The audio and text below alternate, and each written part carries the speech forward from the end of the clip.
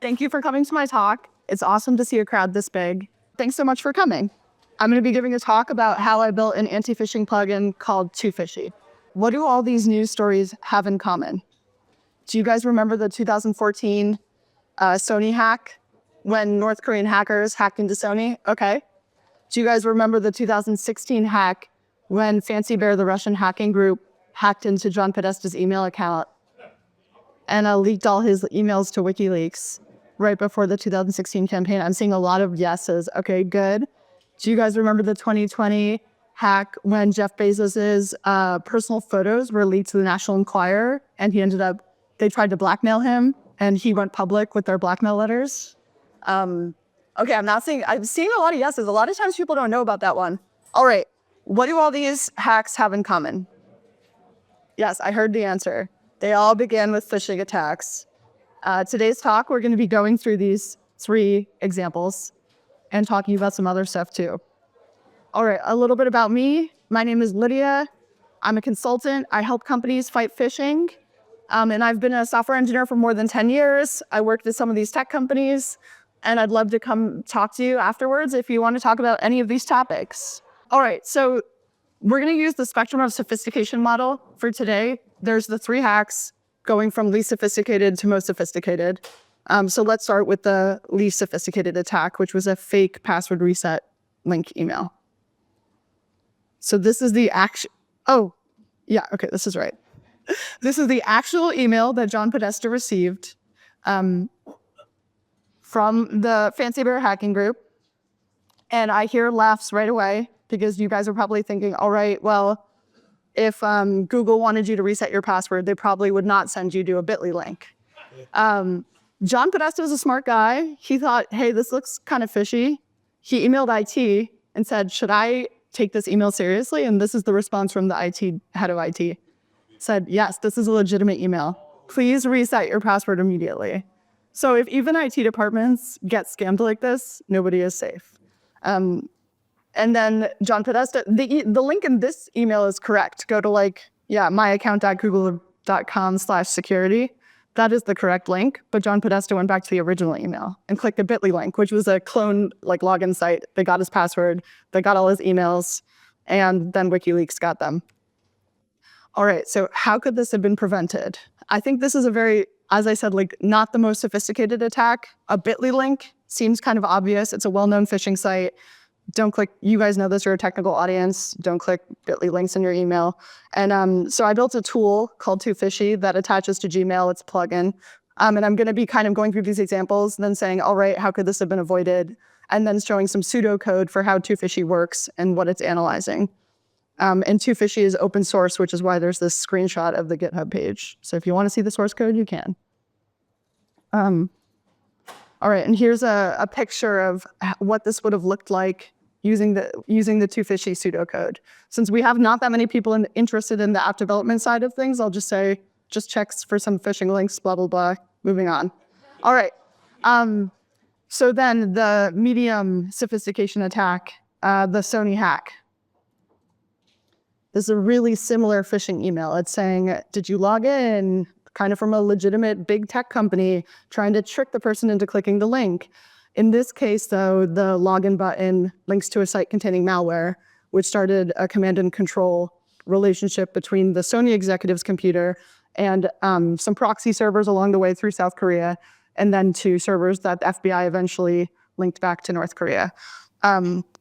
So this is a slightly more advanced link in that it involves malware. And it's also interesting because it was a spear phishing attack, so tons of Sony executives were targeted. And this is another phishing example email that's in the FBI report, where it's like a 4.0 GPA college student saying, oh, I want to apply to your company. I would probably fall for that. These emails are good, you know? And it's the same situation. If you click the resume link is going to link to malware. Okay, how could this have been prevented? So going back a slide, you notice the login link for Facebook at the bottom of the screenshot. It says fancug.com. That's actually a website that's registered in South Korea. It's not owned by Facebook. So that's kind of a telltale sign. Most of Facebook's URL domain names are going to be registered in the United States. Also, like, is fancug.com a top million most common website on the internet? No, it was like registered soon before the hack. And it's definitely not a domain name that Facebook would be using to have you confirm your identity. So that's another check that 2Fishy does. And this is the pseudocode to show, okay, we check, are the links in the email top million links? Which countries are the domain names registered in? Who registered the domain names? A lot of that information is obfuscated nowadays because of Cloudflare and other domain name registrars. But the country is often still available, so that can be useful information. Okay, finally, the most advanced link, the zero-click attachment. All right, so this is the Jeff Bezos hack. Show of hands, just because I'm curious, how many people remember this hack? Okay, yeah, for some reason this hack wasn't as like all over the news as I feel like it should have been. Basically, Jeff Bezos was the owner of the Washington Post. There was the Crown Prince of Saudi Arabia thought that there was unfavorable coverage of the Middle East. And so he decided to hack Jeff Bezos. And so they met at a party, MBS, the Crown Prince's name. He sent a text message to Bezos afterwards saying, hey, I saved your number, this is me. And then he sent a follow-up message that was a video. And the video itself was not malware, but the downloader code surrounding the video was to contain malware. It was like a zero-click exploit. So you didn't need to click. Jeff Bezos did not watch the video, and he did not click the video. But WhatsApp has automatic downloads, so it got automatically downloaded to his phone. And he hired an outside consulting firm to investigate the hack later. And they said within an hour of him receiving that text message, all of his personal data from his phone was being sent to a remote server in the Middle East. The FBI decided not to investigate this hack, so the only thing that's in the public domain about it is the FTI report, FTI Consulting, that they published about this hack. And then when all the photos were hacked, they were given to the National Enquirer. National Enquirer tried to blackmail Jeff Bezos, and he said, you know what, I'm just going to go public with all this, and posted the letters to Medium. And he said, if in my position I can't stand up to this kind of extortion, how many people can? And I was very impressed by that because I think there's a lot of shame with phishing and getting phished. And I liked that he said, you know, this happens to me. I'm the richest man in the world, I think at the time he was. So phishing really does happen to everyone. Another interesting thing about this hack or this phishing attempt is that it was very sophisticated in that it was a zero-click attachment. If you want to buy, usually it's like large nation states buying those exploits on the dark web or on the black market because they're really rare and they get patched immediately. But something like this is going to cost $800,000 around there or more. So it's probably not going to happen to you, is my point. But even if it did happen to you, do you know what Jeff Bezos could have done to protect himself from this hack? Do I see a raised hand? Maybe the phishers of WhatsApp. I'm sure he doesn't have access to. Yeah, that's actually a really good answer I hadn't thought of, which is like not giving WhatsApp permission to see file system information. But I think in this case, that might have still gotten around it because of the automatic downloads, but you can turn off automatic downloads in WhatsApp. So we've covered these hacks. There was 2014, 2016, 2020. You may be wondering, why is this lady talking about things that happened 10 years ago? First, I'm obsessed with celebrities, so I wanted to talk about celebrity hacks. I thought they're more interesting. And then two, I think there's this common misconception that phishing is dead. A lot of people say like phishing doesn't happen anymore. Now it's easier to do like port scanning and find vulnerabilities that way or use software supply chain vulnerabilities. But phishing is still the most common internet crime, according to the FBI, by a long shot. It's 5 times more common than the next closest. And this graph is going all the way up to 2023. Phishing is still very prevalent. I wonder, like, why do people think phishing is dead? And I think it's because I focus on Google in this talk because I built a Gmail plugin, but the same is true of Microsoft. Google, Microsoft, these other email providers, they've started requiring email authentication domain for large senders to authenticate all of their emails. So they have to set up SPF, DKIM, and they started requiring that in, I believe it was, 2022. And so Gmail wrote a blog post, this is a screenshot from it, in 2023 saying, oh my gosh, ever since we started requiring authentication, unauthenticated emails decreased by 75%. So I think that's kind of why people think phishing is dead. But you can see the dip. It wasn't that big, phishing is still happening and people are getting smarter. And the reason that that didn't solve all of our problems was that SPF and DKIM are actually kind of easy to get around. If anyone here listens to the Reply All podcast, there's an episode where the name of the Reply All parent company is Gimlet Media. And one of the employees of Gimlet tricks the CEO into clicking a phishing email by sending it from replyall@girnletmedia.com, because in the email provider font, it looks like Gimlet Media. So, like SPF and DKIM are not going to get around lookalike attacks. You can still get people to click links. There's always going to be vulnerable users. So phishing is still alive and well. And a lot of people say Gmail's spam filter is amazing, and it is really powerful. But Gmail is still letting in 626 phishing emails per 100,000. It's a small number, but as we've seen today, it only takes one phishing email for a catastrophe to happen. All right, so it's kind of funny that only 3 people raised their hand about the indie development side of things, because a lot of times I give this talk, aka the past 2 times and only times I've ever given this talk, and people say like, how did you get here? What's the story with that? So I kind of wanted to add some slides to that if I have enough time, which I think I do because I haven't seen a sign. Yes, okay. So how did I get here? I always wanted to solve cybersecurity problems. And then in 2022, I felt stuck in my job. In 2023, along with what felt like half of America, I quit my job. In June, I started the 12 Startups Challenge, where you try to build 12 startups in 12 months. 2Fishy was startup number 3. They're really just apps. In November, I launched 2Fishy. None of my apps made any money. So I was like, okay, I think I have to become a freelance web developer now. So then I was a freelance web developer, but I've also been developing 2Fishy on the side ever since. And you may be wondering, why do I want to work on cybersecurity problems? You guys are all into cybersecurity, which is why you're here. So none of this will be too shocking, but I love the Darknet Diaries podcast. Listened to it for years. Totally amazing. I was like, I want to work on that sort of stuff. And then I also felt like cybersecurity tools were really intimidating. Now, have I been pawned? A lot of people tell me they think it's like the least intimidating of all the cybersecurity tools, but I was so terrified of this website when I first went to it that I didn't type my email address in for 4 months because I was scared that I would be one of the 14 billion people who had been pwned. I'm not a video gamer, clearly. So I always felt these tools were kind of intimidating, and I wanted to make things that were a little bit friendlier, slightly friendlier UI. So that's been my goal with a lot of the phishing tools that I've built. And then another problem as an indie developer is, how do you compete with a huge company like Google, right? They're one of the most profitable companies in the world. And I think the answer to that is that Google wants to make everything easy for the user. So their spam filter, if they think something's spammy, they're not even going to show it to you. Whereas 2Fishy is like a pop-up on the side. It's kind of an educational tool almost. It shows you everything, like the North Korea or South Korea, like this domain's hosted in South Korea. This is a well-known phishing link. I thought, all right, well, maybe I can be different by just doing something different. Maybe not making the easiest tool, but making something that's going to focus on more education.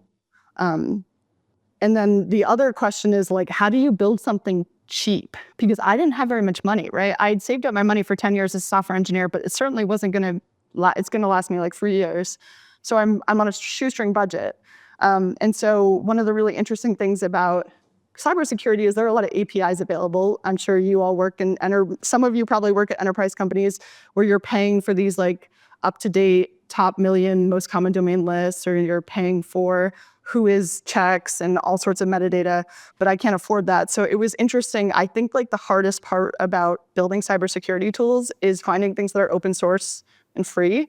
And then as a result of that, most of them have licenses that say, sure, you can use our tool, but then your tool also has to be open source. So now my tools are open source too. So I've kind of taken the copyleft route to development. Which brings me to the next generation of 2Fishy. I've built a couple of phishing tools, and there's a lot of stuff I want to do in the future. going back to the Jeff Bezos thing, I really want to remove the stigma of getting phished. I think elderly people, like my parents, get so mad that I'm building anti-phishing tools because they're like, we don't fall for phishing. And I'm like, no, it's not shame. I'm not judging anyone. Like everyone gets phished. I've been phished. And then I think it's important to create an open source corpus of all the phishing alerts from all the different corners of the web, because the IRS has phishing alerts, the FBI has phishing alerts, the Internet Crime Center has phishing alerts, universities have phishing alerts. But as far as I know, no one has brought them together. So that's the next generation of 2Fishy. All right, I'm at 5 minutes, and I want to make 2Fishy better. So with that, I'll leave the last 5 minutes for Q&A. I open the floor to you. And if you want to report phishing emails, in the future, I will make a tool that will make it easier to report phishing emails, but these are the existing ways to report right now. Thank you so much.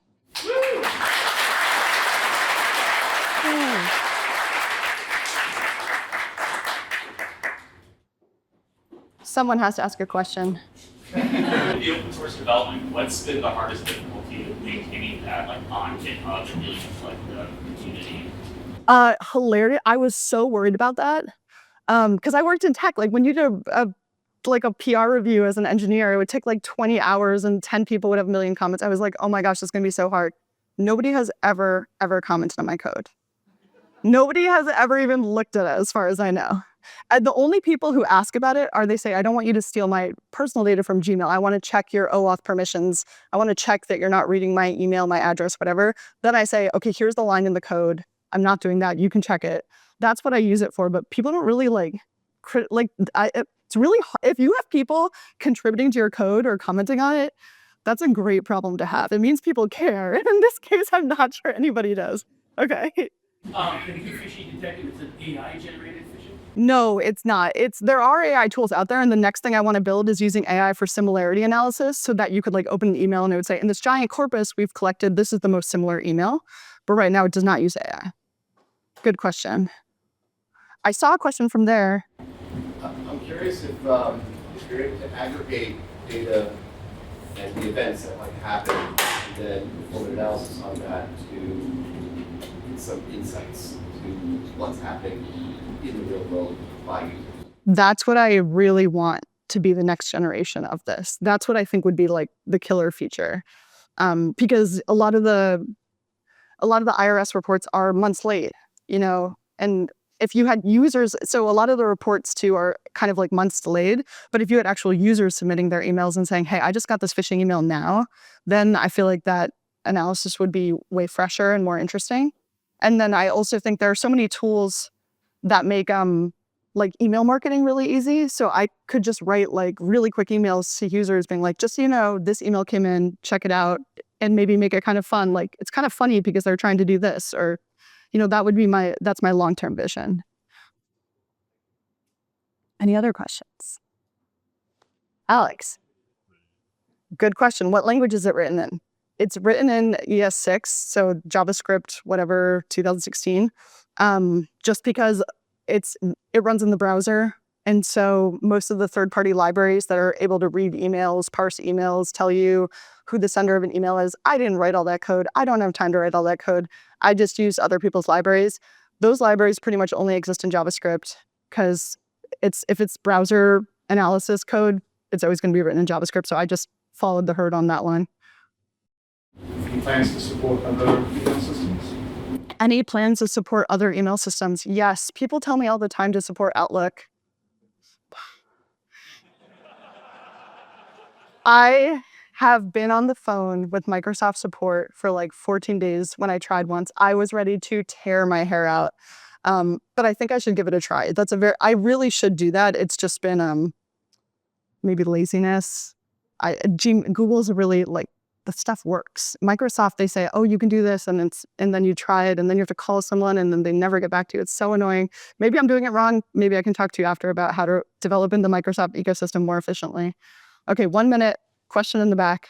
Well, if your app, I'm kind of confused what your app does, because if you can only have an extension for Google, that's the only email you can understand. What does the app do? Good question. What does the app do? It's kind of just a webhook on top of opening your email in Gmail. It just does an extra layer of analysis. So you click open in Gmail and it says, okay, we looked at all the links. Here are the top ones that aren't top million. Here's where they're registered, blah, blah, blah. I know, I'm looking at your face. I'm like, you're like, so? But next generation is going to be better. If I download your extension, I could do that in the app, right? I'm assuming, right? Oh, no, when you say app, I see the confusion. I'm using the term app like to just mean like things on the internet, but it's not an app store or anything. It's not a mobile app. It's like a Gmail plugin. You have to go to Google Workspace Marketplace. If you go to twofishy.com, it's very easy to install it from there. Thanks for the clarifying question. All right, we're done. Thank you, guys.